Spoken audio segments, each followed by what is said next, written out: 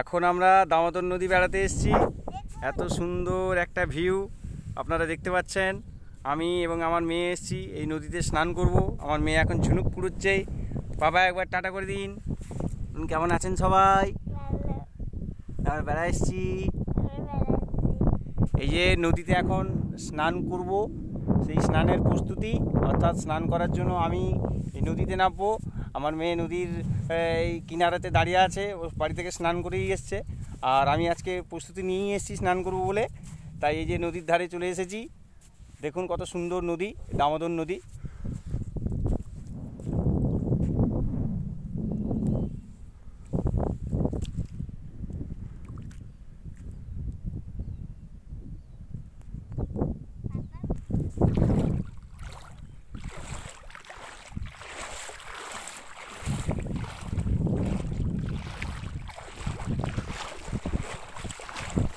মাঝের দিকে নেমে যাচ্ছি স্নানের জন্যে একদম নদীর মাঝে চলে এসেছি। দামোদর নদীর মাঝে কত সুন্দর একটা ভিউ। এই শীত এবং গ্রীষ্মের মাঝামাঝি, অর্থাৎ শীত চলে যাচ্ছে, গ্রীষ্ম আসছে, সেই একটা সুন্দর। এবং নদী পাড়ে দেখতে পাচ্ছি পলাশ গাছের সারি।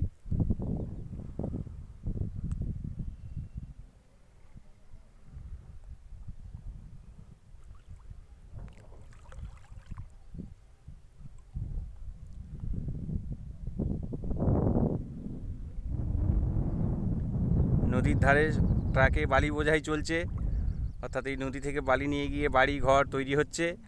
কত মানুষজনের স্বপ্ন নিয়ে তৈরি করা বাড়ি এই দামোদরের পাড় থেকে নিয়ে যাওয়া চলে, তার যে দৃশ্য আমরা দেখতে পাচ্ছি। যাই হোক, এখন এই নদীর চারিদিকের ভিউটা দেখালাম, এবার নদীতে স্নানটা করে নেব। স্নান করার পর আবার কথা হবে। এই স্নান চলছে, স্নানের প্রস্তুতি। কত সুন্দর একটা স্নানের জায়গা। জলে এই যে অর্ধেক জলে ডুবে গেছি আমি, জল নেই তেমন বেশি। যাই হোক, চলছে, কত সুন্দর একটা, ভালো লাগছে আমার এই অনুভূতিটা শেয়ার করতে পেরে।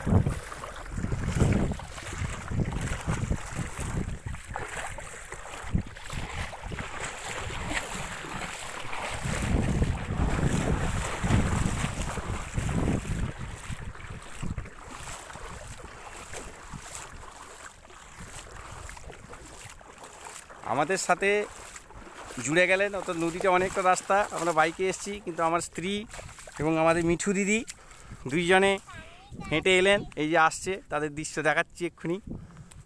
বাবা হাতে মা এসছে, চলুন।